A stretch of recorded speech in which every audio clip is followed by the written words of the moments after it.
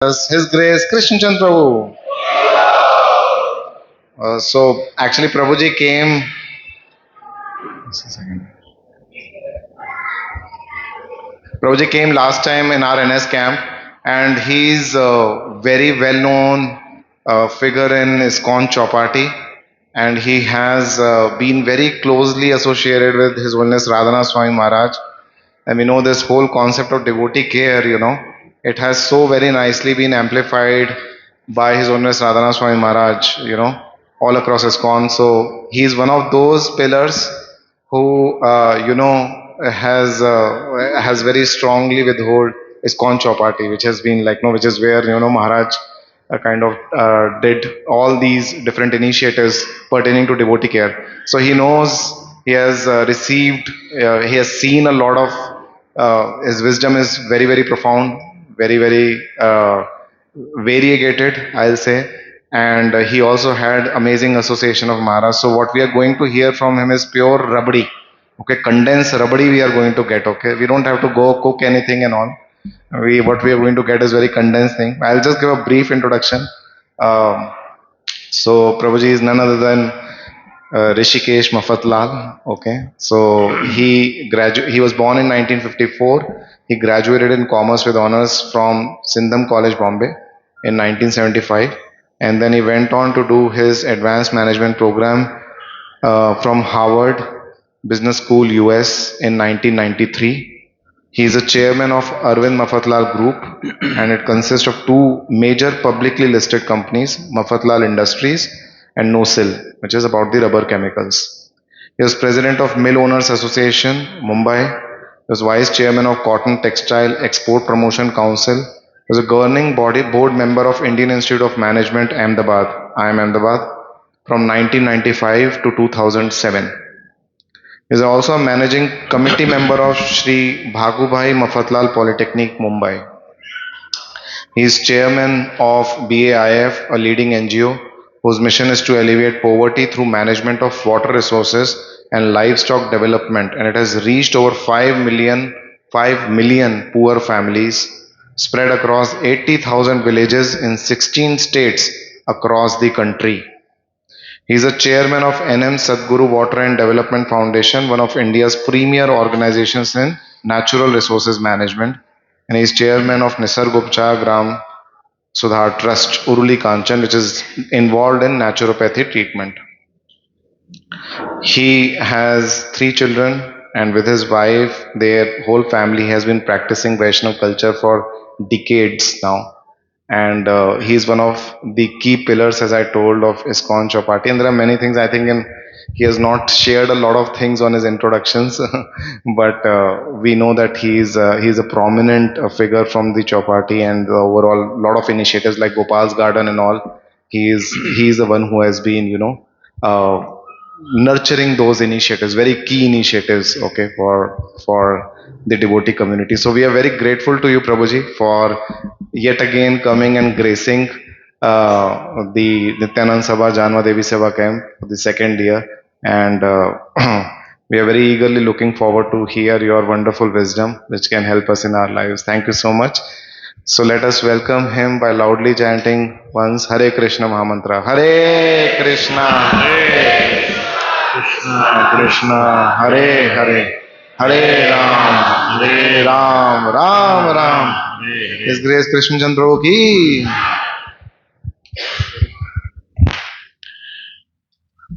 ओम अज्ञानतिमिरन्धस्य ज्ञानाञ्जनशलाकया चक्षुरुन्मीलितं येन तस्मै श्रीगुरवे नमः। नमो विष्णुपदाय कृष्णप्रस्थाय भूतले श्रीमते भक्तिवेदान्त स्वामी इति नामिने। नमस्ते सरस्वतीदेवे गौरवाणी प्रचारिणे निर्विशेष शून्यवादी पाश्चात्यदेशतारिणे।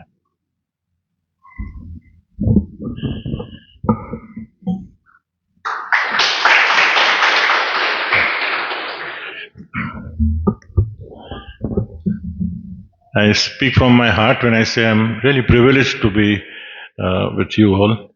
And the reason is that I've said this so often that my Krishna conscious journey started actually when I was 31. So by that definition, all of you are veterans. So we must have spent 5-10 years or more and most of you are younger than that age.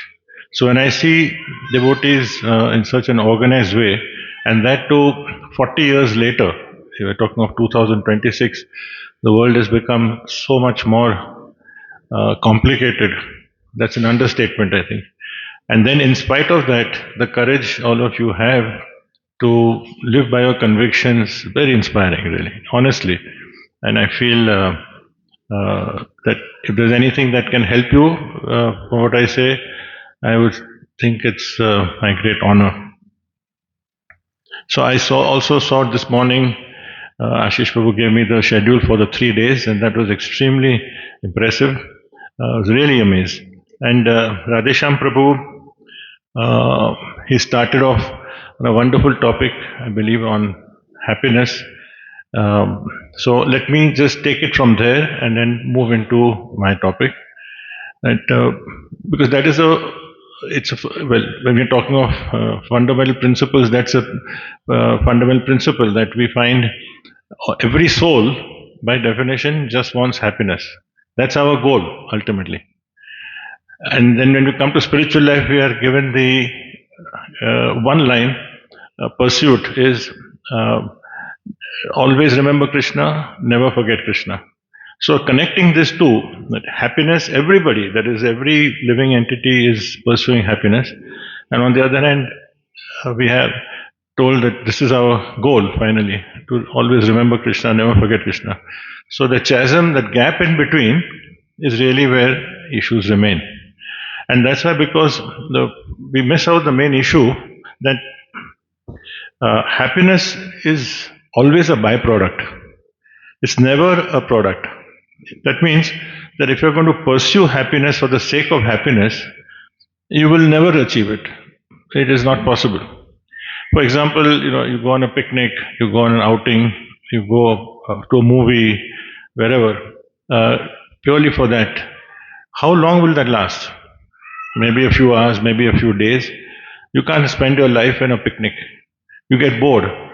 So that is our biggest challenge. That because when we pursue after that, we will not find it is eluding us. And on the other hand, because Krishna has the Ladini potency, the pleasure potency, Ladini Shakti, and that is the pleasure potency which we also, because we are part of Krishna, we also have, as Bhaktivinoda Thakur says, we are also Ansh, that is part of Krishna. So whatever Krishna has, we also have in a very, very, very minute part. So we also have that Ladini potency, but it is very, very tiny. And it gets disconnected often. Like you have a low internet, a low network area. So we get into those areas. Like Bhaktivinoda Thakur gives the example also that when the clouds are there, then even if the sun is there, the person under the cloud will feel as dark. But he has to move out of the clouds. So similarly, our sporadic in happiness is only because we are not always connected. So if somehow by service to Krishna, by pleasing Krishna or his devotees, if we are able to connect to the infinite, that is the pleasure potency of Krishna, then our happiness is consistent, is constant, and it will be uninterrupted. And that's actually what we see in pure devotees, in great personalities, and we have seen several within ISKCON also. We're blessed to have so many of Srila Prabhupada himself had demonstrated it, and then also his disciples.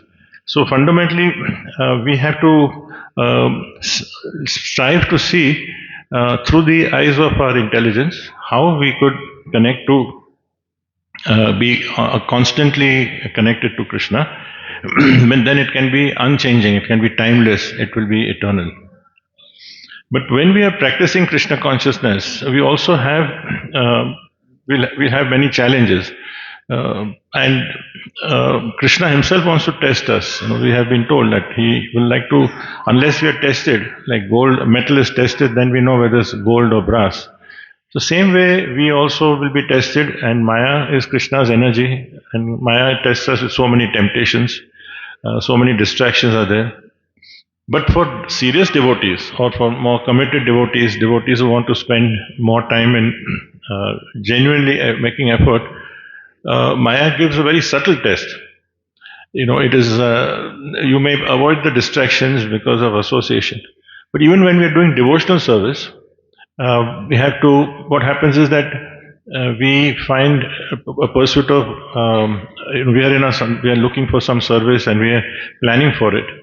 And then while we are planning for those services, we are focused that I want to do this. This is how I will please my temple president, and therefore I'll please my guru, I'll please Krishna. So this is what I want to do.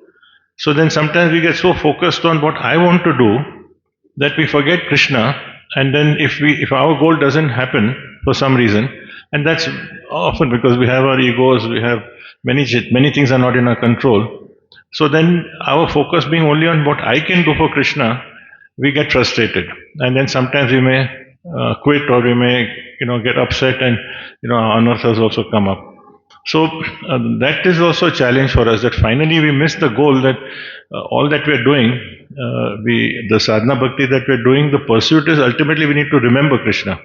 So chanting, cleaning the anarthas, making spiritual progress, devotional service. So therefore there are some timeless and some eternal principles which need to be followed, which will be, whether it is 1,000 years ago, whether it was in Satyayuga, or whether it is now, will always be required, and we'll come across those also. So this definition of happiness that we progress, this could be a challenge, and that something which we need to be aware of. So one of the principles we want is simplicity. This is something which we are told, and simplicity is not something which is necessarily visual or visible. If somebody comes in a very simple little torn dhoti and soiled clothes, we may say simple, which is partly true, but that is an external thing. That doesn't necessarily mean the character. So while following simplicity also, today we have such challenges because the world is a complicated world, right? Nobody wants you to follow a simple way, and we are pursuing that. If we try to simplify things, we are actually made to look like as if we are coming from another world. That we have to strain to gain something. We have to push ourselves against all odds. Even if you've come to a certain level, we should never be happy. We should never be satisfied. We should have to strive more and more. So it has become a conditioning that happens, and therefore to simplify becomes a challenge. So the illusion is that, unfortunately, we are told that if I will have more, then my needs will go down. Have you experienced that? Generally, when we are pursuing something and we actually achieve it, even if you get that materially, it is very, very rare that we will find satisfaction unless we have spiritual principles. Because what happens is that we will want more and more because we have got the taste of success. We feel we know the levers of success, how to control that. Also, as we grow up, success from a material definition, then we are also told that we get that fear. We would like to protect. We'd like to.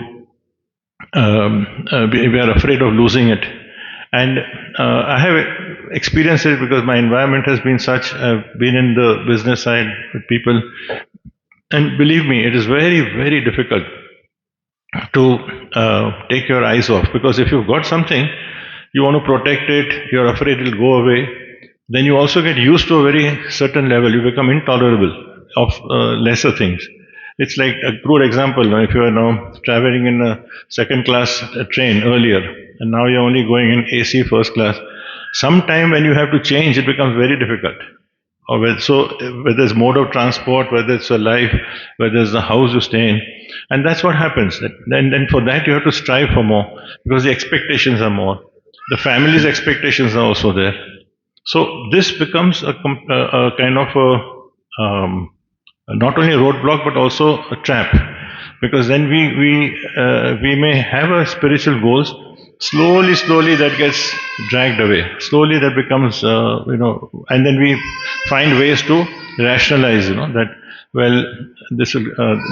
this is practical and I can't help it. You can just ask the earlier times devotees. None of you are, of course, in your uh, 60s or 70s. I think I'm the only one. But if you ask devotees, your parents or maybe those who you know, in the those who were living in the 70s and 80s in their youth, life was so much simpler. And I so many times we wonder that how did my life go on without a mobile, without iPads, without this so many technological gadgets. It was going on. There was no issue somehow. So by replacing that, it has not necessarily improved it. So my point is not that these are all wrong things or bad things.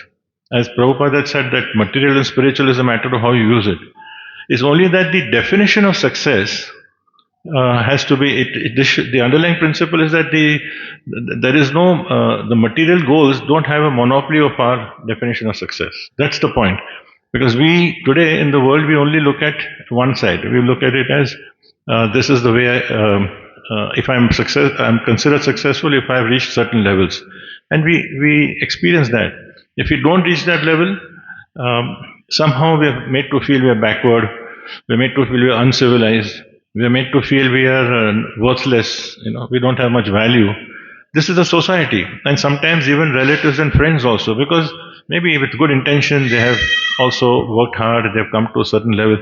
So the pursuit of happiness is linked only to a success of a material nature. Even among devotees, I've seen that we may say that, like I'm associated with Gopal's Garden, so I know we started only with having devotee children. Now we also have children who are from parents who are what we call culturally compliant. They may not be ISKCON devotees, but those who have faith and basically follow a certain lifestyle. But the mentality in some cases would be very good devotees, but they feel that we'll take care of the spiritual part. But they must get 99 on 100. They must get 95 on 100. So the pursuit is only academic. So there's nothing wrong, but if the child doesn't see that in the totality of things and is made to feel that if you've got 80, you are lower than someone who's got 95, that becomes a problem. So the monopoly of definition of success shouldn't be according to that, because the more we feed the fuel, the more we feed the fire, the more the desire and the more it will keep the need becomes voracious. So we should do our duties. We should do our according to the way we have been born, the environment, our education, our ability, our interest. But along with it, the principle of simplicity, the principle of trying to find contentment with what we have is very, very important, and that needs to be cultivated, and that comes through intelligence. So this just some examples of just to give us more conviction that when we talk, and I mentioned that success today all over the world is defined only by material understanding, material gains. There are some statistics which said that after World War II, in the last 75, 80 years, the world economy has grown.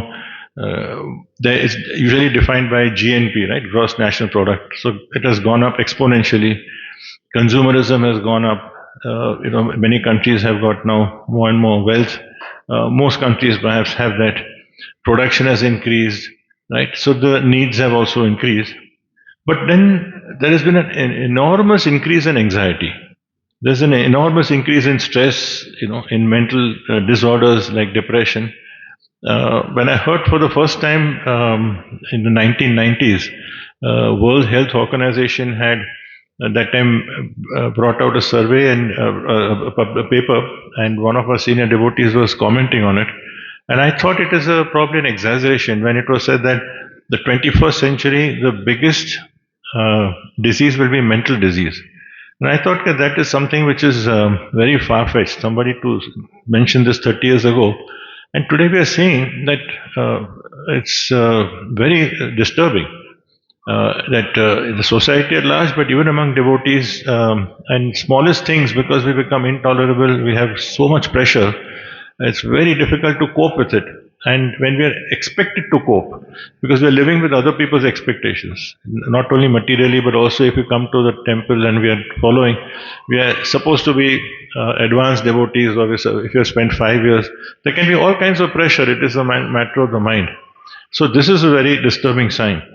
And Sukhdev Goswami says that I'll quote him, the enlightened person should endeavor only for the minimum necessities of life. He should intelligently fix, he should be intelligently fixed and never endeavor for unwanted things. Now the obvious question is, okay, what is minimum? Does it mean that I should not work? Does it mean that I should be, how do I define the level of minimum? It can be different for different things. It is different for different things. So certainly we need to work hard. I like this definition which Chaitanya Charan Prabhu has given in one of his books, and I quote that often, that you have to take into account what are the resources that come, to you without extreme endeavor. And so people have different karmic reactions, right? We come in different. So all of us in this room are extremely fortunate. We must have had done good karma, certainly, that we have been connected to Vaishnavism, Srila Prabhupada's movement. That's no doubt. But in terms of backgrounds, in terms of our material levels also, maybe some people have been given more resources, some people have got no resources. Krishna sees the bhakti, right? So if we understand that the whatever resources are, and we not that we don't work hard, but sooner or later we see what is our inclination, what we want to do. Like there are devotees very intelligent, but then they would like to. They are preachers also. They are married, and then they have a simple life. They would like to be professors, or they like to teach because there are less number of hours, which is wonderful. So if we come to an understanding what is needed and what in our life is and how best we can serve, which also serves our family, serves our society, but more importantly serves also Krishna. On the other hand, you have devotees who have a very natural inclination to make money or to be in business, or they may be into. Now we have few devotees who are also into politics. So at lower levels, but they are interested in that. So if the goal is clear, then that pursuit is something which is very relatively easy. It is less strenuous. Not the hurdles will not come, but because there is a satisfaction in pursuing it, so you will try to connect it to your long-term goals. But in the meantime, you are at ease with what you are trying to achieve. So somebody who's pursuing, say, business, he may be in a startup company. Clearly, there will be some time where he'll be spending disproportionate time, maybe 15 hours a day. But that's a temporary situation. But if it's going to be long-term situation where we are only going to be in stress, then that is not simple. That will be complicated. Now, for instance, all of you have gone through colleges and universities. So there are periods when you have to really intensively, you can't just have a very regimented life. You have to go much more for some time, which is understandable. But that's something which you cross that, and then you come into a level where then you can plateau. So if we recognize that, and somehow if our nature doesn't become envious, or we are not distracted into feeling that I must pursue something, it can happen that we are not sure, and we may feel that let me try. Devotees do that, which is fine, but then you move into it and say that let me make an effort. If I don't succeed, then I'll come to know which is my normal inclination. So if we go with our eyes closed and eyes open, and if we take guidance, this is very important. So basically, the definition is that the ease with which resources are available, and the resources, and means including wealth, that is one way that will clear up a lot of our internal problems. Because then it frees up our mind to pursue our spiritual goals, association, Krishna consciousness, practices, services, which includes also our family services. So But the madness today is such that nobody lets us remain. I think if what we are saying now, if we speak in public, you would hardly find anyone who may even agree with it, perhaps, because no one wants to take it what comes easy. This is alien to them. In one sense, it is a very natural thing that you should take what comes easy. But no, we have to go beyond that. If you if you are remaining, if you become satisfied, that means you are complacent. That means you are lazy. That means you have no ambition. That means you have no goal, and you are looked down upon basically. So not to be satisfied is something which is and to deliberately take on stress. I come from the corporate world, so I can say that with conviction that because we have companies, especially if they're listed companies in the stock exchange, then you are that even if you, it's not a matter of making a profit and being solvent. You have to keep on increasing the profit every quarter. Then you have investors who follow you. They have an analysts who come and check with you. So there's so much pressure. So that if you don't increase, even if you are profitable, but the profit has gone down, you may see your share price go down. So either you become mentally comfortable that if you have a situation where you don't bother about the share price, and in my case, I don't bother because we have majority in our company, so that's fine. I will do the best, but I'm look at taking a long-term view. But in most cases, it becomes such a pressure that it is like they have to find solutions all the time. I'll give one extreme example where it has stuck in my mind when I read it. I was shocked. Probably the largest oil company in the world is Exxon. Now they have some $500 billion sales, and they're more powerful than many countries. But this was about maybe 25 years ago. I remember the chairman's name also. What had happened is that this is a company which at that time was making some 25-30 billion dollars profit per year, billion per year. And because they were expecting headwinds, that means they were expecting difficulties, there was so much of pressure. So I saw that time I used to avidly follow also the quarterly results of some of the companies.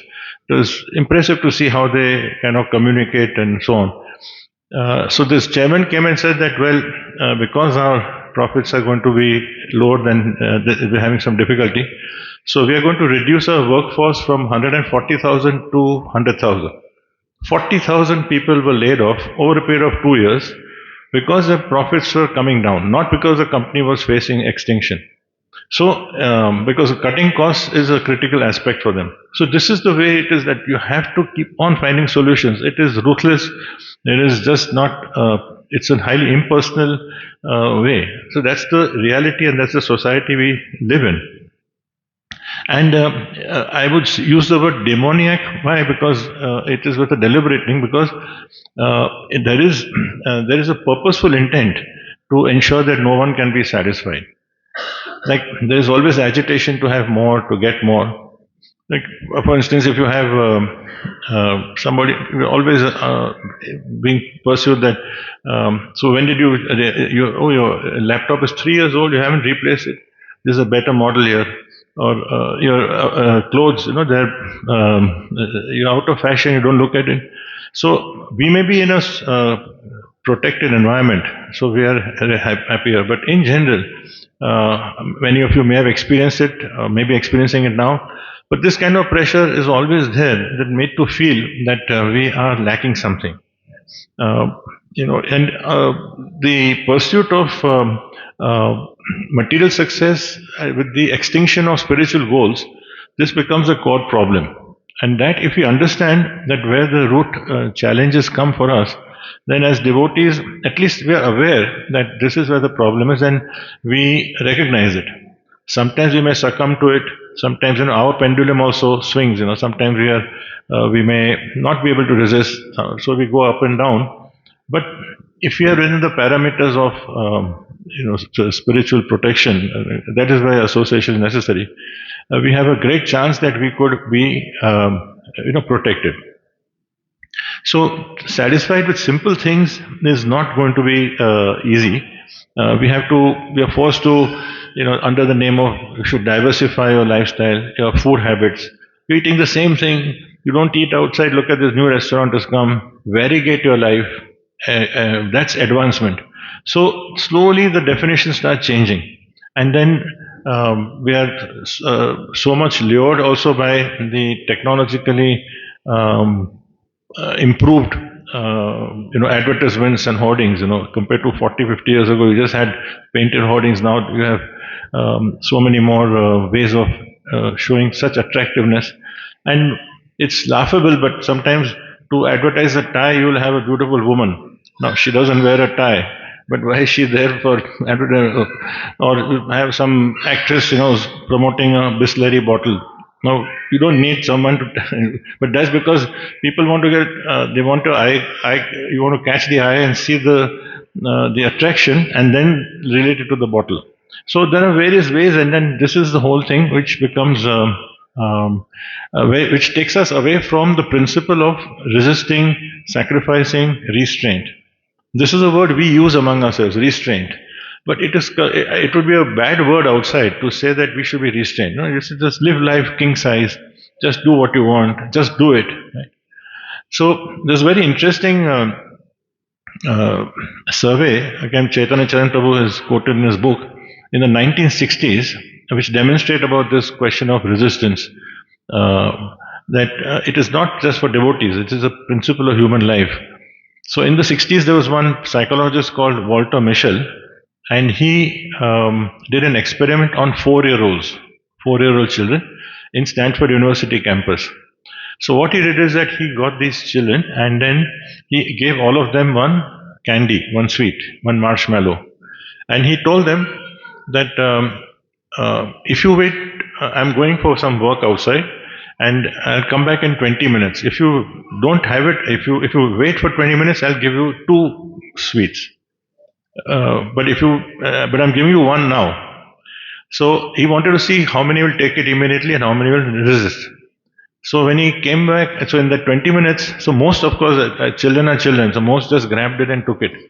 But there were a few who, it was very amusing because, they closed their eyes. They didn't want to get tempted.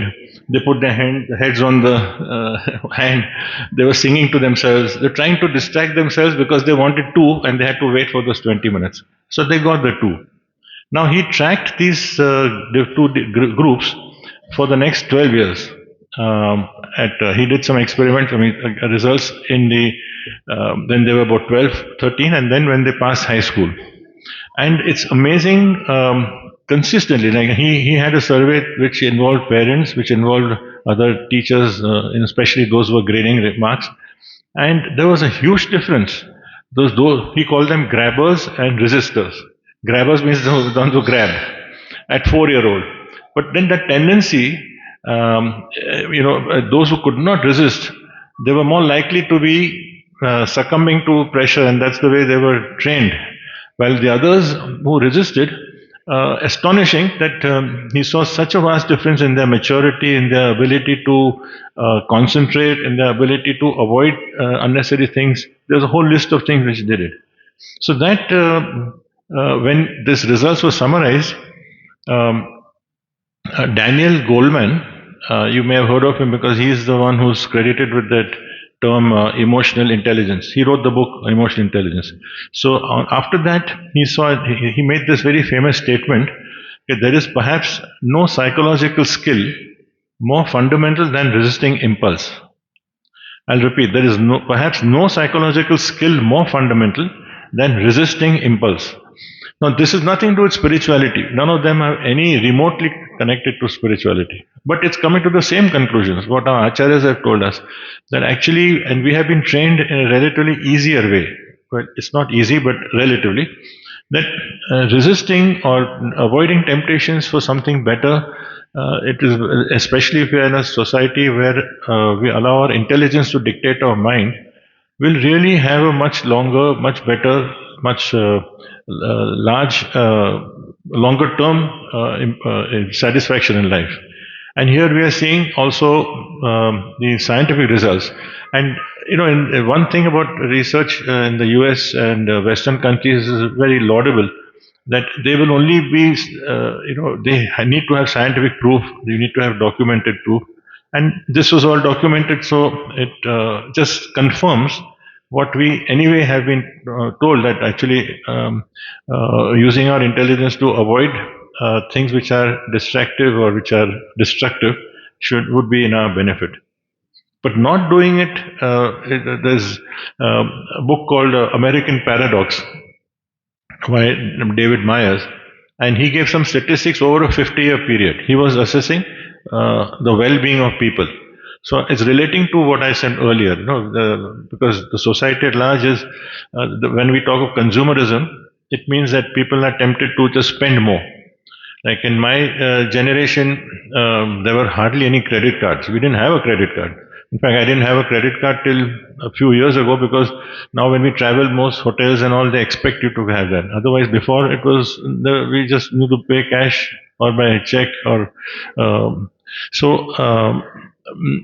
Now we see that even youngsters, they, whatever they earn, they are in India. Generally, there's a conservative society. People are still saving money. But here now also the temptation is that, okay, future earnings will come, so I will take on so many expenses, new car, new house, etc., which is a very dangerous thing. So that's the mentality that does happen. So over 50 years he did this survey, and what he found, that in 50 years divorce rates had doubled. Teen suicide, that means people who committed suicide in their teenage age, tripled. Recorded violent crime rates went up by 4 times. The prison population went up by 5 times. The percentage of babies born to unmarried parents went up by 6 times, sextupled. And depression has soared more than 10 times of what was in the World War II era, 1945-50. Now, this is an indication of what society at large is. I mean, with confirmed statistics, that what has happened over the last 75 years, along with the increase in consumerism, increase in production, increase in wealth. Wealth has also got concentrated. So even those who have money, they are dissatisfied. In fact, they are more miserable. While those who don't have are miserable because they want more. So Radhanath Maharaj was quoting one of his friends who was very, very wealthy, and he said some of the most miserable people in the world are the wealthy people. And because either they are completely under so much pressure to maintain that, and believe me, I this is something which you have to take it on conviction, because I've gone through it. I know that. So if you're doing well, it's not the issue. But somebody else is doing better in your field, it's very painful.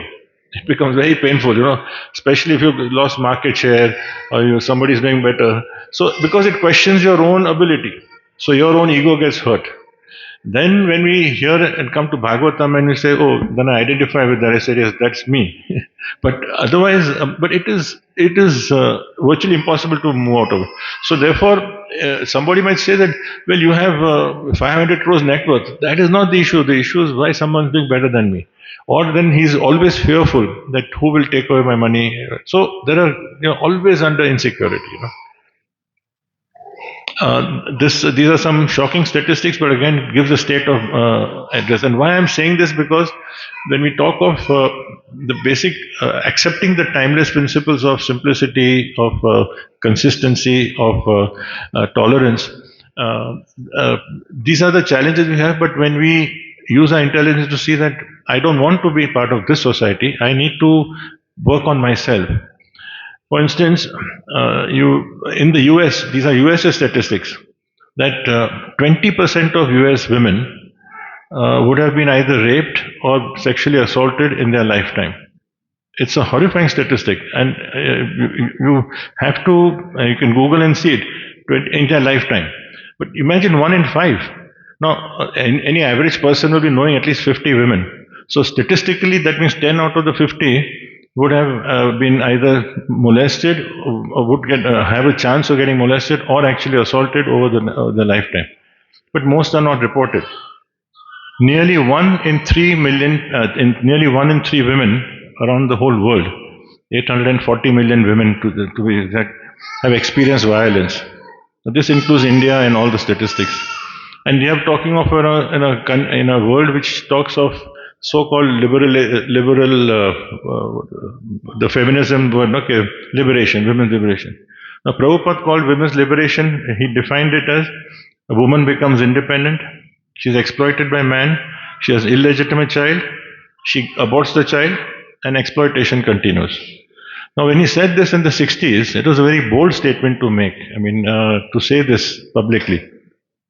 60 years later, we see that this situation is in a world which is talking of total so-called independence and do what you want. Actually, because men are exploiting the women, and the women get exploited, but they don't realize that. In the USA, there are about roughly 3 million births every year. 3 million children are born. 1.2 million are aborted. So actually 4.2 million would have been born. 1.2 are killed at birth in the womb. So 3 million are aborted. And of the three, about 1.1 million are born out of wedlock. That means they're not married also. So this is an indication of what the society is. That where we see it's frightening for somebody who thinks this is insanity. But to a large extent, people will wish it away and say that it's their choice. It's a pro-choice. Everyone can do what they want. That is why they talk of freedom, freedom, freedom, rather than talking of responsibility. So it's not that we don't have the tendencies. I mean, we are not superior. Clearly, we only thing is that somehow we have been given this opportunity to be connected, to have wiser counsel, and we have to play our role. We don't see each other as, say, a man or a woman or a gender. We see that we are all servants of the servants. We're servant of our spouse, we're servant of our children, we're servant of our devotee family, we're servant of society. But the ways of being servant are maybe different. Like you may be a servant of a society in so many ways, you are responsible. It doesn't mean that you have to go and just start cooking in someone's house. I mean, you can perform your duty, but your mentality would be that you follow the rules. You will try your best to help others. Whenever calamities come, you want to put your hand up to help. So there are so many ways, but that mentality comes when we look at it in a larger context. So the point is not to reject materialism, but just that materialism should not be the only goal or the main goal. That's the important thing. Prabhupada accepted, he showed us by example. When he was going all over the world, he was flying in aeroplanes. He gave this example of the mic. Among the first examples, he said, he was asking, is the mic material or spiritual? So then he himself answered, he said, it depends on what you use for. So if you're using it to promote glorification of Krishna, to promote love of Krishna, to improve self-improvement, then it is spiritual. So therefore the point is that the spiritual dimension is more important, and that can guide our material opportunities. So each one will have, if you look at it this way, that we are born into we are given an opportunity, and we've been given a chance to come to an understanding of what the Krishna consciousness is. We're at the bottom rung, but at least we have got a chance. So while we are performing that effort and duty, we of course have our various responsibilities. Now we have responsibility to our parents. Then when we grow up, we have responsibility to the parents plus our spouse and family, to society. It means we have, everybody has simultaneous responsibility. But it's not that we choose to say that today is a Saturday, so I will only be responsible to society, not to family. It's not like that. I mean, it's a simultaneous thing. You play a role. It's an internal understanding. So when you are reacting to what is expected, there is a certain consistency. There is a certain link to the spiritual world, to see that we are all brothers and sisters. There's one Father, and within that, I have a role to play. Otherwise, we'll be like a fish out of water, if we are only pursuing material gains. Also, another challenge is that as we are told, the world is a world of quarrel and hypocrisy. So, the hypocrisy is everywhere. We see the kind of, everybody's appearances. Everyone's flashing smiles, very whitened teeth. Now, those cosmetic dentology is actually the most profitable by far because everybody wants to look good. So you want to have the best smile. So there is so much about appearance. There's so much of effort so that um, as far as we are concerned, to simplify means what you are, you are.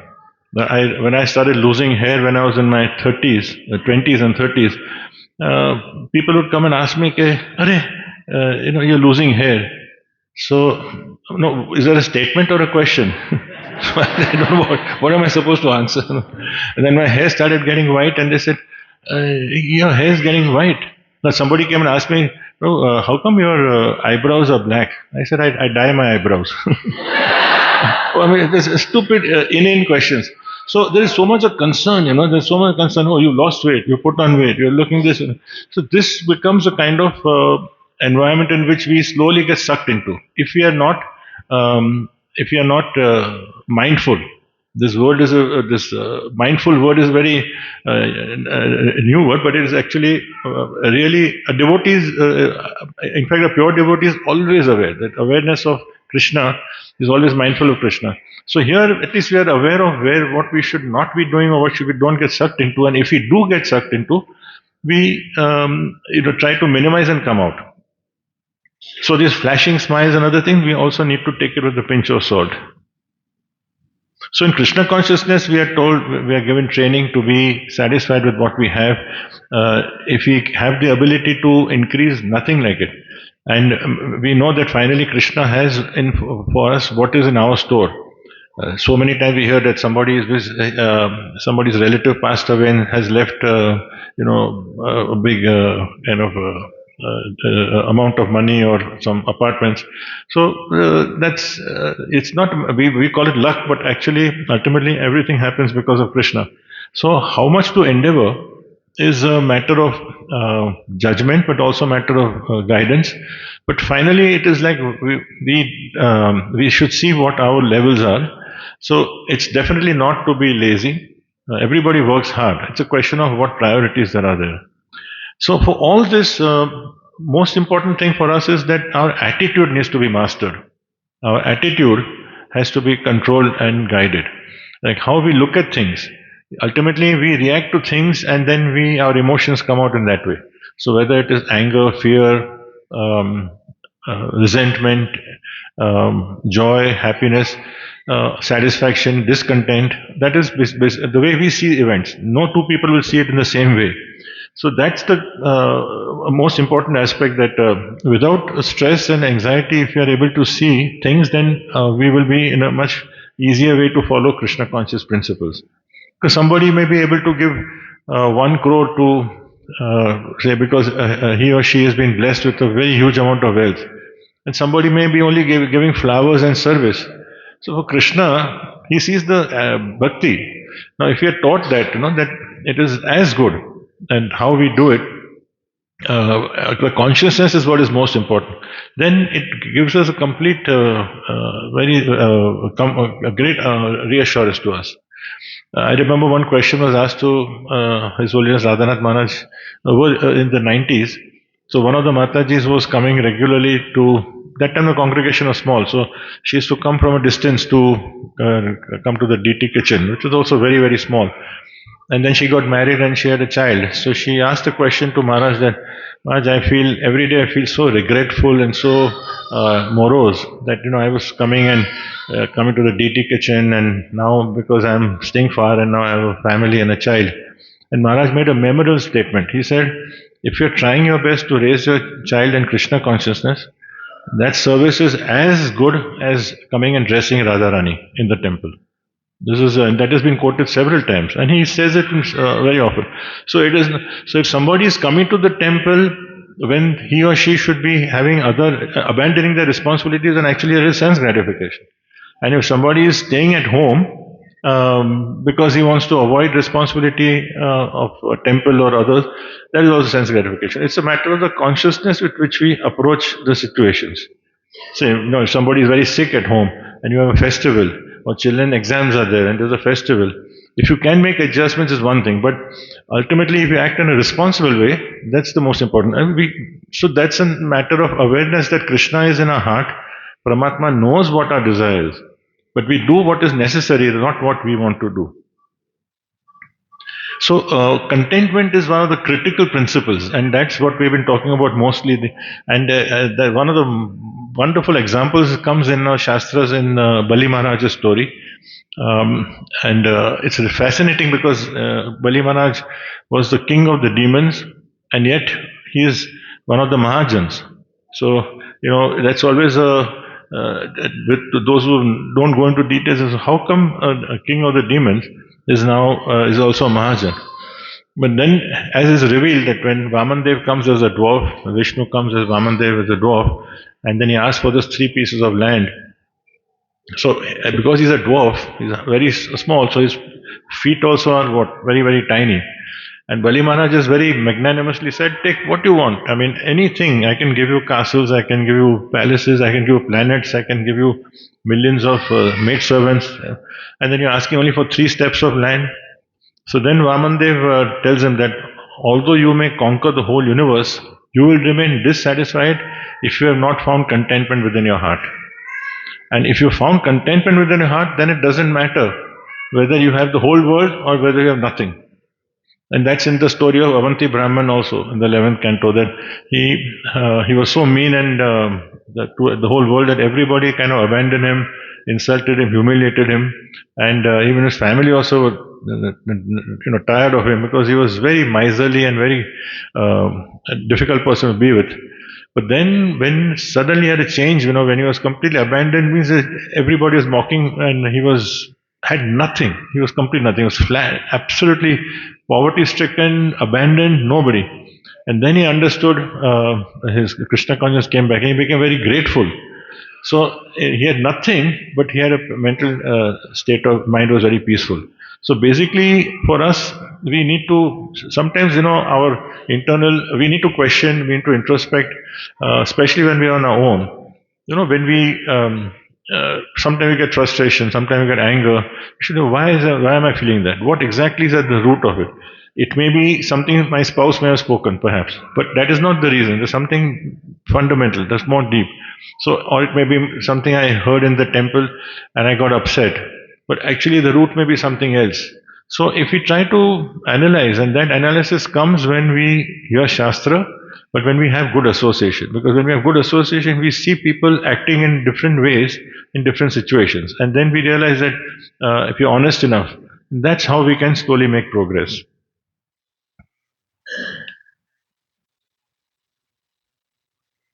A very important principle, which is at any yoga, is having a guru. When we talked of taking guidance, it is absolutely a must. Now, guru, our Krishna conscious movement, Brahma Madhva Gaudiya Sampradaya, is actually unique in one way because we have a parallel track of 2 gurus.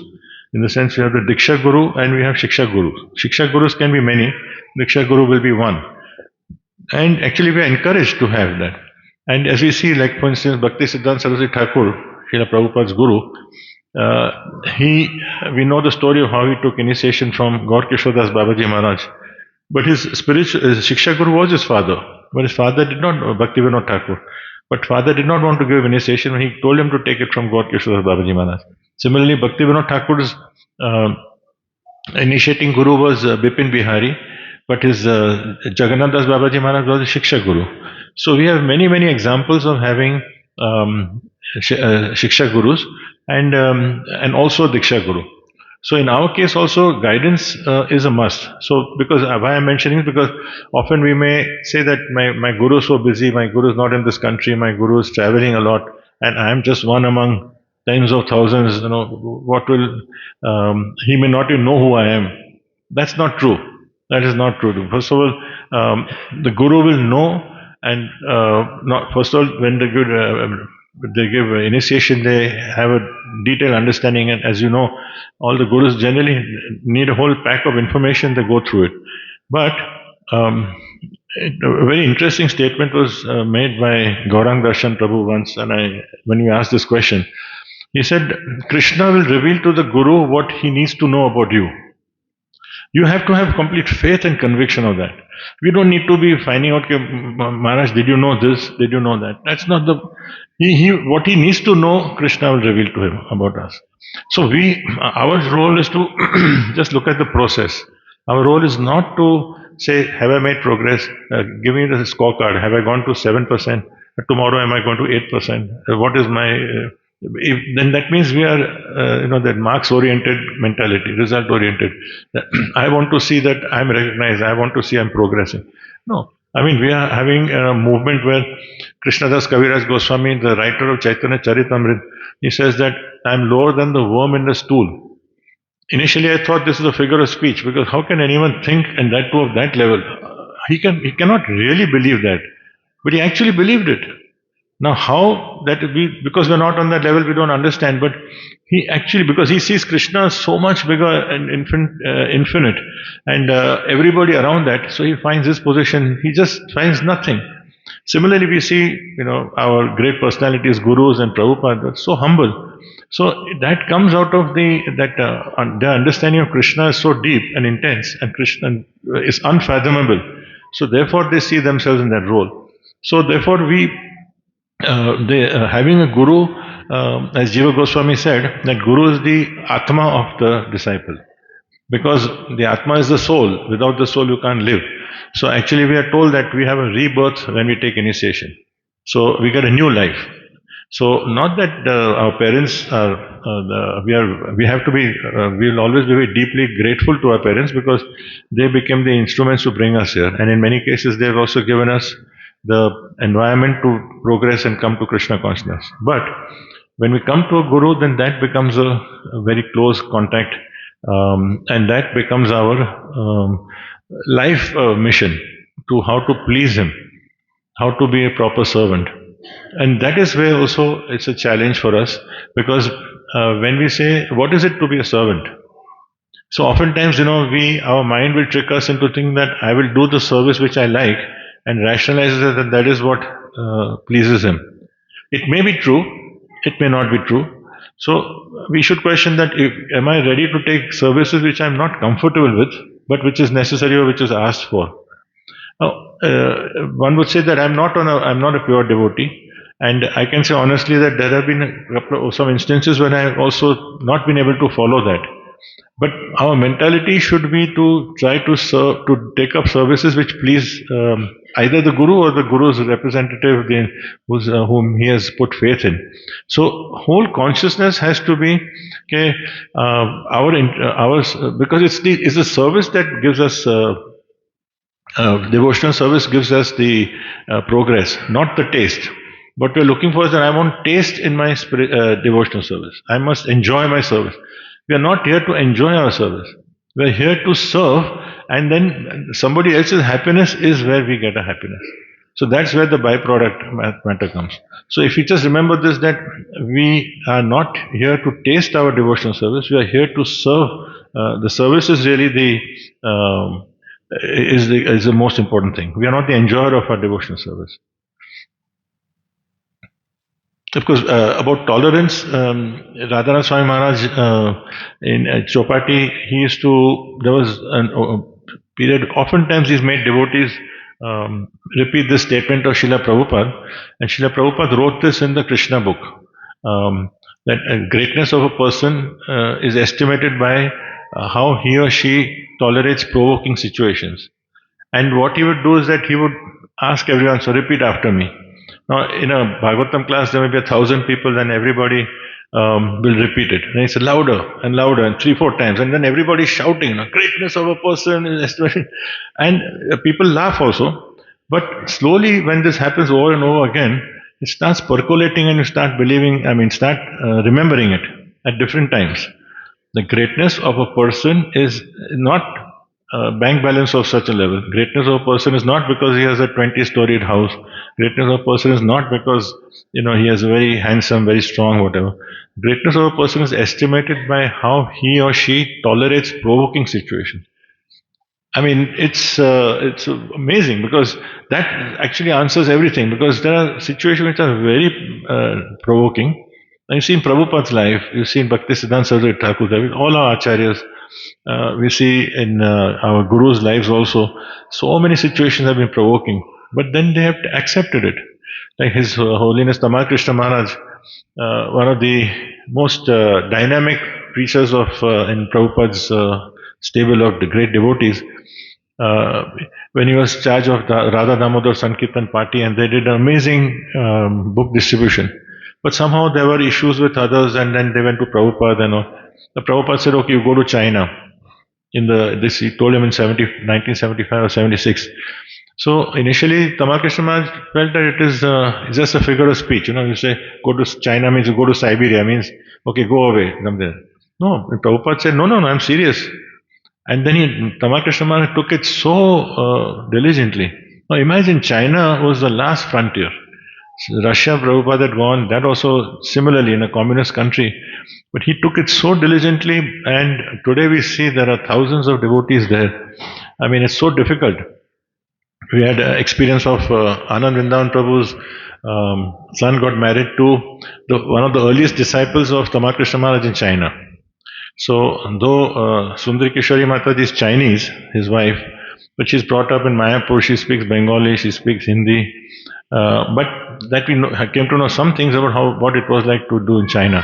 So this is what the definition of service is, that you just take up as a mission whatever is asked for. So these are inspirations for us. Now we may not be given those arduous tasks, but we may have blocks in our mind about I'll only do this, I'll do that. So we shouldn't be selective.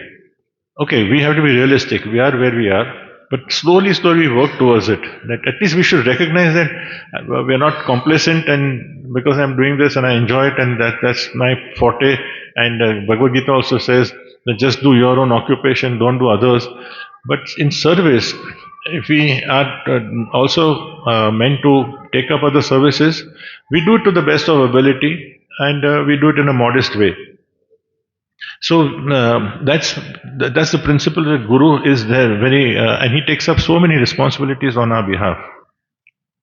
And I'll wind up in 5 minutes so that we have 15 minutes of question answers. The last point I want to talk about is consistency. Again, a critical principle. We partly touched about it because it is very easy to build something. It's very easy to go away from something, but to stay together, even in material life, to remain and to maintain is very challenging. That's why we have Brahma, Vishnu, Mahesh, and Vishnu is in charge of maintenance. On a lighter note, I say this often because in India it's very easy to build anything, very easy to also destroy is always easy.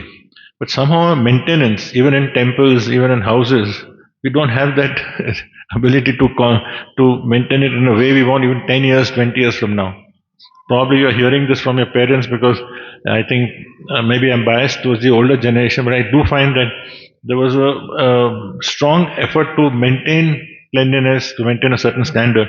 So basically, maintenance is always a huge challenge. And what to speak of Krishna consciousness, when we talk of, we get the initial taste, we get the enthusiasm, we get the josh. And why that happens? Because when we come to in touch with such an environment, just imagine the first times, if you can, or the initial days, whenever that may have been. There's such a refreshing change because here you have an atmosphere where, and we're talking of a general way. We're not talking of individuals, but we're talking of you have a mass of say 500 people, and then you have a mass of 500 people outside. There's hardly any violence, there's hardly any criminality, there's hardly any aggression, there's hardly any jealousy. There's a loving, kind sentiment. Nobody's questioning who you are or your background. That's the thing. Like I can share my experience also when I joined in '86. We had a small congregation that time, and the first 4 5 years there were maybe 15 20 families, and nobody was asking me, like I'm used to in the outside world. Most of the people, once they know that okay, you come from this Mafatal family or this, then they start asking, and then they start to cozy up to you because they think that will be favorable for them. And I found this such a refreshing change. People accepted me for what I am. There was one family member who's now in Chennai. He came from a textile background. He was also, because our family was also in textiles. So he was a cloth merchant, and he knew intimately about my group. I didn't know about him. I didn't know he was in textiles for first 5 years. It was only after 1990 or 91 when we talked Ms. Purushottam Prabhu, and I realized, I said, you never mentioned. He said, but that was not needed. So it gave me so much comfort that, of course, we could have still talked, but that means here the issues were totally different. So we have a different world. Because we have this different world, we have so much of reassurance, comfort, enthusiasm. So that is to begin with. And then to maintain that, then that becomes a challenge. Some years later, sometime, we go through ups and downs because many reasons could be there. Maybe because now expectations have gone up. Maybe because even in spiritual life, we don't know when our egos start coming up. You become senior, juniors, and people are. You have this senior junior thing also in spiritual life. So from newcomers, it's a wonderful feeling to feel that Prabhupada disciples or our gurus, disciples who are elderly to me and I to respect. But for the seniors to expect that, so sometimes it may happen that you feel comfortable, you feel nice, you feel recognized, that urge to get appreciation starts there. So it's a natural thing, but then that gets a little bit inflamed. So that could be a reason. So then slowly we start losing the taste. So we've gone up, and then start losing because then also you become very familiar with devotees. So when you get familiar, you are in two. First, you have seen the contrast. You've seen outside world, and then you see such a big difference. But then when you are spending a lot of time here, then you see things which are people have weaknesses. No? Then you see that this person was a little petty-minded here. This did that. This happened that. So then we start making those big things because we are hearing the most pure philosophy. We are hearing what Krishna said. We are hearing about him in Bhagavatam.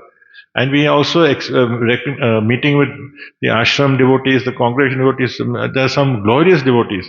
So we've seen perfection or near perfection, and then we see this behavior, not recognizing that we also have maybe more.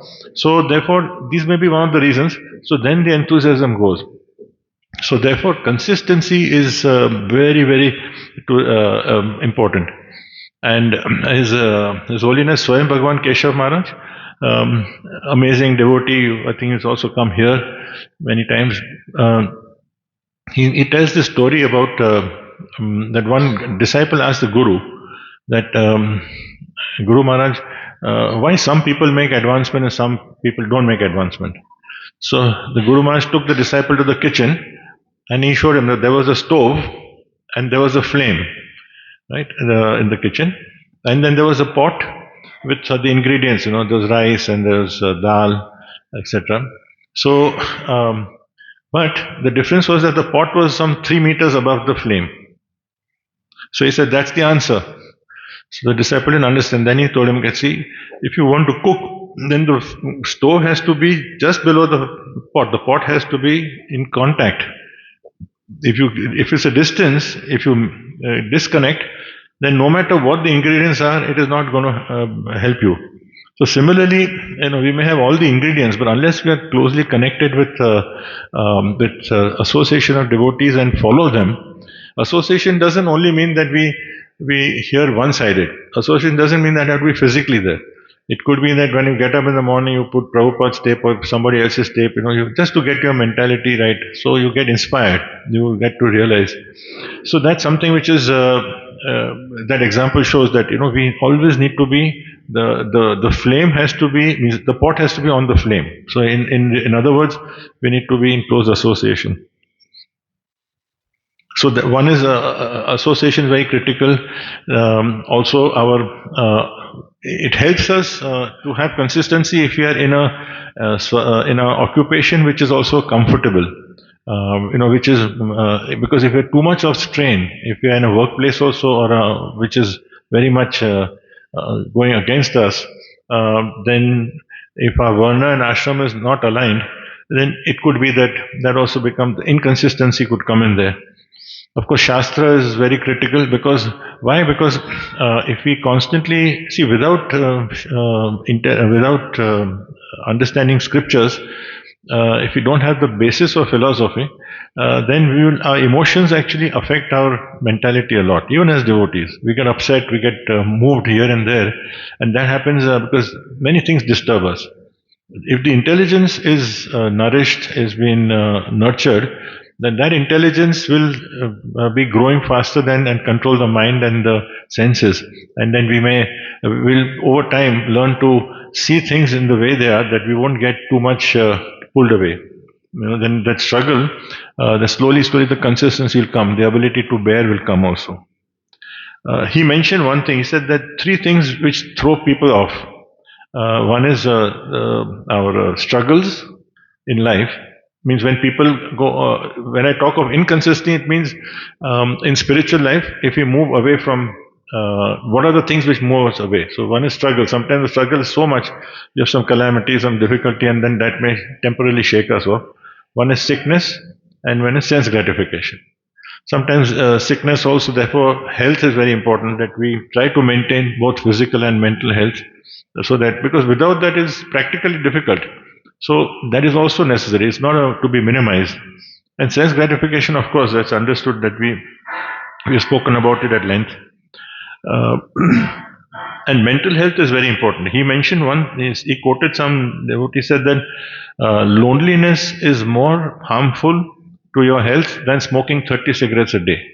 I was quite intrigued by Maharaj's statement. Loneliness is more harmful than. So I don't know how they quantify it, but if you take the impact over a longer period of time, and loneliness is one of the. And loneliness doesn't necessarily mean that you're physically alone. You may be with people, but you are switched off. You can't relate to people. You can't communicate. And when you see 900,000 people, almost 1 million people in the world commit suicide, it's very difficult to understand that. So when life goes out of balance, that becomes a challenge. And then seva is very important. If you are consistently with some seva or the other, then that ability or the need to help others pushes automatically connects us, pleases Krishna. Krishna reciprocates in various ways, and also our mind is away from us, our problem, our difficulty. So that remains.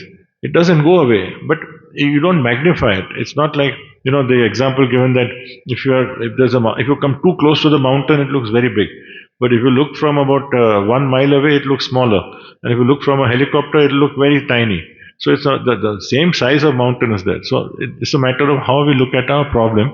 So basically, seva helps us to get committed more and more, and it pleases Krishna also. And if our basic lifestyle has good habits, then as you say, sattvic environment, what we eat, what we associate with, what we live, not just in devotees, but even otherwise, what to avoid, what to do, because we have our needs of entertainment or relaxation. So if those also have a sattvic flavor, then the determination slowly improves. So basically, patience and enthusiasm are critical for consistency. And patience, we talked about that we need to tolerate, because patience and tolerance go together. If you tolerate, then you'll have the patience. And enthusiasm, Prabhupada said that if you don't feel enthusiastic, act enthusiastic. So initially I thought that we are told we should not be hypocritical. But the principle then is that keep acting. That means keep doing your service, keep doing what is expected. And don't go by the taste, because enthusiasm, initially we go because we really enjoy it, it's natural. Prasad is terrific, the environment is very good, I'm hearing some wonderful philosophy. But there'll be times when I don't enjoy the philosophy. But I need to, if I'm enthusiastic, I will push myself to go and hear. So these are critical needs that are very much there. I think I will, this one statement I liked of Saint Francis of Assisi. He was a very the Franciscan monks. They are part of Catholicism, but in fact they follow quite a few of their life habits are very much like devotees within the Catholic fold. So he came maybe 500-600 years ago, and he said he's talking of the part of consistency is how we set a good example. He said, I preach every single day. I preach every single day, all 365 days. And every now and then I speak something. I preach every day, all 365 days, but only sometimes I speak. So we think preaching means only giving a lecture, preaching, speaking, but actually preaching, giving, setting an example. Just what as we talked of sattvic lifestyle, being consistent with your family members. It's not that when I'm with the devotees and here I'm talking, I'm in a very good mood. And when I go home, all my frustrations come out to the intimate family members. No, it has to be consistent. We have to have a sense of fairness. We have to have a balance in life. We have to understand, that they are also part of us. We have to have that ability to say sorry to whether it is our wife, whether it's our children, or whether it is our staff. If we made a mistake, we should be able to say that we are sorry. So that doesn't come easy, but that is, then we see that because in my case it's the wife, but it could be husband, the spouse is also part of Krishna. And we are told, if you hear Radharani Maharaj's lectures during marriages, when he speaks, one of the most important, this sentence is virtually every time there. Recently, he spoke at 3 marriages, and everywhere this was always there. He would tell both of them, he said, learn to respect each other. And he would tell, like say in case of Vrindavan Priya, who married Sundari Kishore, he said, remember that she is the daughter of Krishna. She is not your property. And to Sundari Kishore, saying he's Krishna's son. He is not your property. He mentions this so often, this word property, because oftentimes our behavior goes into that realm. That we think it's my property, so I can act the way, I can talk like that.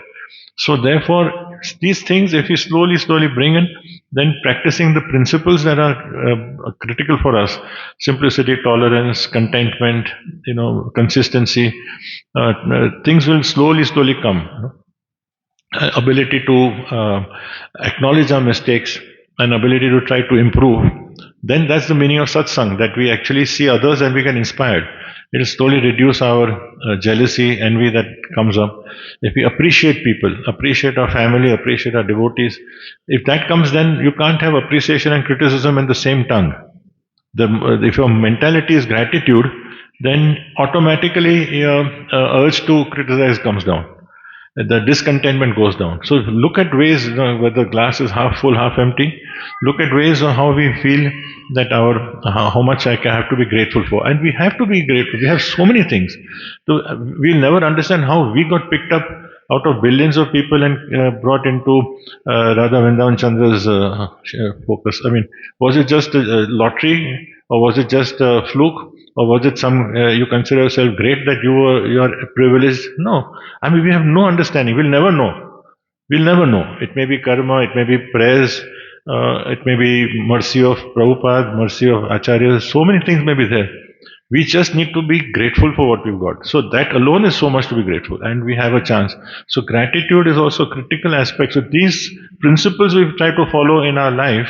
Then the changing times that come, I mean, things are going to get worse, things are going to be less, whether artificial intelligence is a part of our life, whether the Iran war is a part of our life, things will go. Tomorrow this will stop, something else will come.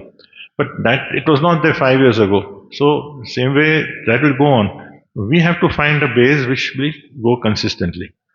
So, I'll stop here and just, any questions? Any comments also? Yes, Prabhu. Hare Krishna Prabhuji, thank Hare you for the Krishna. class. Thank you for sharing the principles on how to act during the disruptive times, and shedding some light on different principles like simplicity, restraint, hypocrisy, contentment in itself. So my question was more towards simplicity and restraining ourselves from doing more. So you made a statement where you mentioned that no one just wants to take what comes easy. So I guess the use of the word "just" makes a lot of difference, because everyone wants to take everything, even if it comes easy or not. That's a different parameter. So in this aspect, let's say if we want to take something that comes easy and be content and happy and satisfied, this challenges a different dimension, and that is growth. Like if we are complacent and if we are happy with what we have, then we are not looking for growth, or we are not looking for expanding. May that be in our spiritual life, or may that be in our personal life as such. So how do we understand how much endeavoring is okay without impacting our growth? So this was in the context of you're talking about over endeavoring, straining. Yep. Yeah. So the principle was that we have to find what is the necessary level. So that will be different for different people. So we sometimes we may actually experiment and see whether how much I can take.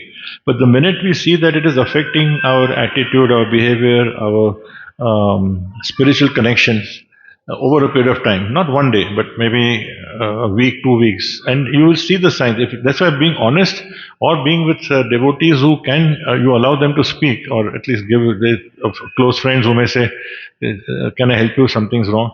So we see that we ourselves also feel that our life is changing, and we are feeling it's too much because it's affecting me. So then we can, identify that. So going after growth is, as I said, some people have the inclination. Some people actually thrive in it and do very well. But then that's the way they're made, and it doesn't affect what they're doing. I can give the example of Radha Giridhari Prabhu, who stays in Singapore. Very few people perhaps know him, but perhaps nobody in the entire world has contributed in financial terms the amount that he is doing. And he was just a manager in a company in Singapore, and then he started something 25 years ago. Now he's gone into private equity, and he puts. So he's very diligent. He's very quick. But he's very strong in his spiritual sadhana, and he's totally devoted his whole life. Very simple, totally devoted to helping all Prabhupada disciples. Not only his Guru Maharaj. Now he's managing because he's very quick thinking and he's doing it. But he doesn't go beyond a certain level, certain amount of. So we have to judge ourselves that am I crossing the limits, and if it's affecting my spiritual life, affecting also my attitude, my emotional balance. So it's not only a matter of time; it's a matter of our consciousness. So sometimes people say that I will be spending less time, but if the consciousness is there, like somebody travels a lot, somebody is a salesman has to go 20 days a month. I know people, Mumbai, close friends of mine they have their own small businesses, electronic parts, and they have to travel 20 days in a month. But then they keep not only their sadhana, but they keep a close contact with the family. How they do it? The family needs to know that they are important to them in their life. It's not necessarily you have to be physically there. They understand that you have to travel. So at least there's a phone call, there's a WhatsApp message, the reminders. There may be various occasions that they remember. They don't forget just because they're gone to Karnataka or Hubli or somewhere. No.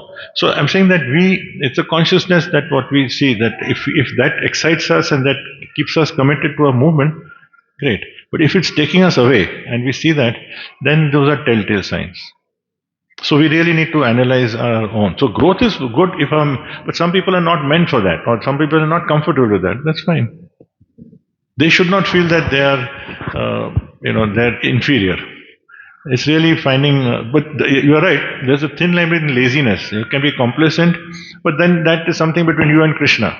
Ultimately, it's finally between us, Guru and Krishna. So, but I'm saying that for anyone who wants to do, is enthusiastic, he can spread out and see that how much time he wants to spend. Means in his workplace, he's moderate. He's doing well, very well, but he could do better, but he doesn't want to do that. But then he's spending time in other activities. Like I'll give an example of one devotee. He's a counselor, a very close friend of mine. So when he got married, he made it very clear in the beginning that he's not going to travel outside India. He's in the software business, and now he's come to a director level. He could have been much more, but he's contented. He said, "I'm not going to settle." He's traveled a few times, but few days, but he's not going to go abroad. So still, the company kept him, but he obviously has remained at that level. He's happy. Hare Krishna. So we'll do one question Prabhuji's, one question Mataji's, and we'll take two questions. It's already running time. Mataji second. Hare Krishna Prabhuji. Please accept my humble obeisance. Thank you so much for the very profound class. Sorry, the one is standing. Sorry, I'm short-sighted, so I can't make out. I thought the voice is coming from somewhere. Yes, Mataji, please. Yes. So, Prabhuji, you mentioned a lot of very insightful points. one point that you mentioned in the end, like how Maharaj blesses devotees when they get married, that your other half is not your property, but rather son or daughter of Krishna. But when we actually live the life with the other half, then to every day remember that this is not my property and this is the son or daughter of Krishna. It practically feels a bit overwhelming, and also that we are neophytes, that we tend to forget that. So what are the things that we can possibly imbibe in our lifestyles or in our mood, that we can remember this, that See, because when we get familiar, it's very easy to forget this thing. and this topic can take several hours also, but I'll try to make it in 2 minutes. Uh, See, there's never going to be a bed of roses for sure, and it's Krishna's own arrangement. Even those who are very comfortable, devotees who are comfortable in marriage life for 40, 50 years also, it's not that they have no challenges and problems. Ultimately, there are two, three things they see. One is that they are not looking for perfection. They also look at, they see that each one has weaknesses. And this question comes in the mind that we have to remind ourselves. Maybe, we have to put reminders to ourselves that it's very easy to stay with someone's good qualities. But is it easy to stay? The challenge is to stay with someone's bad qualities. Bad in the sense, not really bad, but like weaknesses. Because can we say we don't have weaknesses? So we don't remember that the other person is tolerating my weakness, has to tolerate my weakness. And that makes you grateful. So you also extend yourself. So that is one thing. And the other is that there is a saying, Vishaka Mataji, the Yaduvara Prabhu's wife, she once spoke, and I'm not sure if I get the quote right.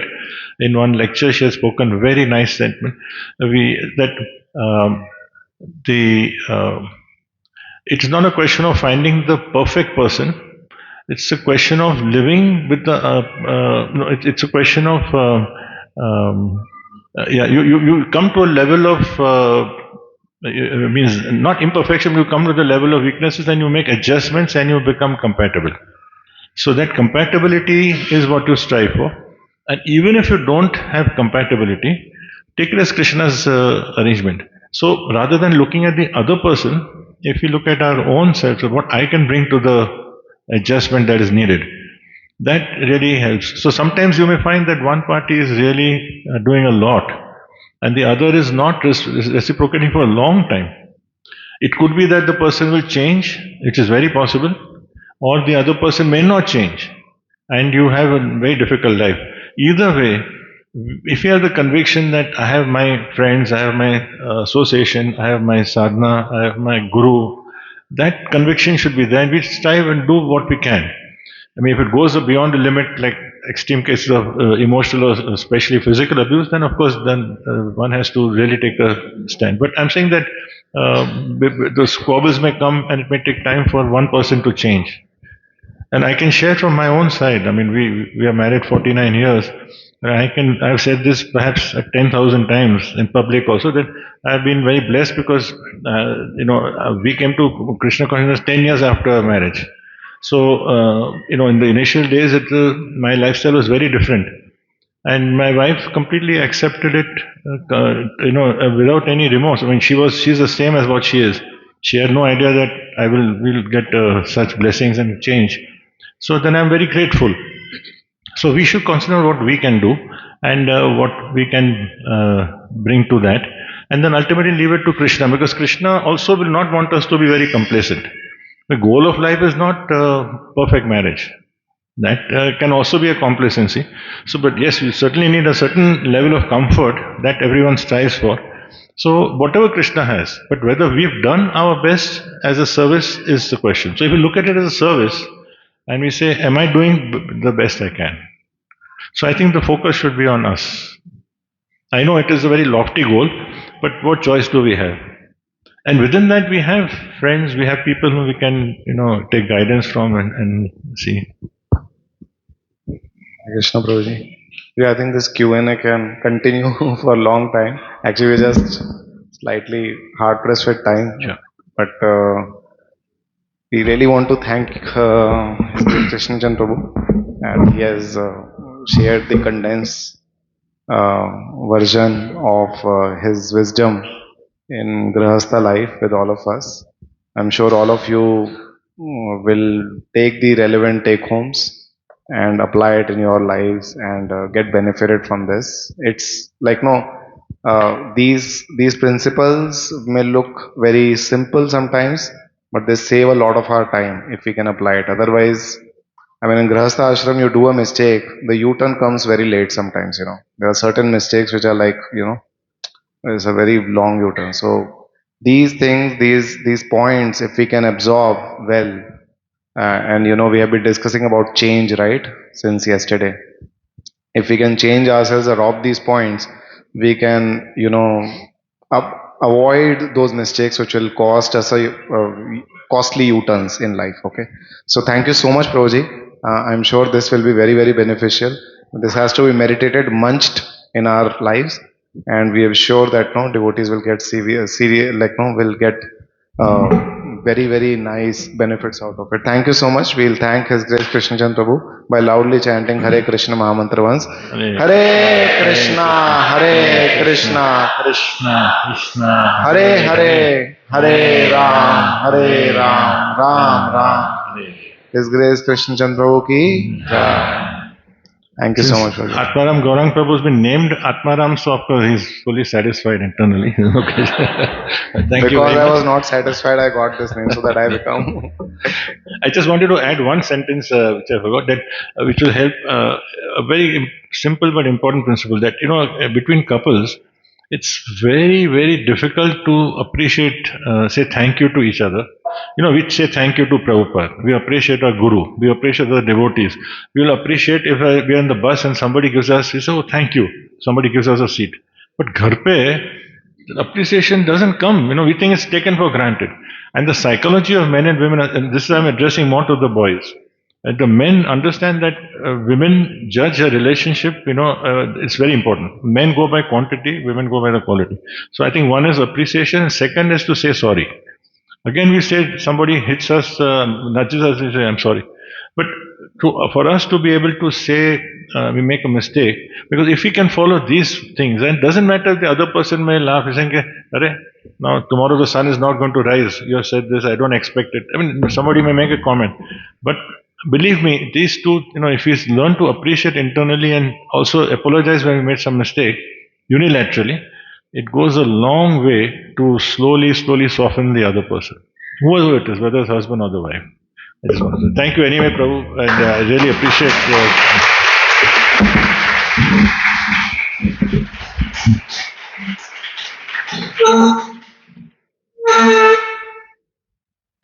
I'm sorry I couldn't answer because I went a little longer. Maybe I should have spoken less and left more time for question answer.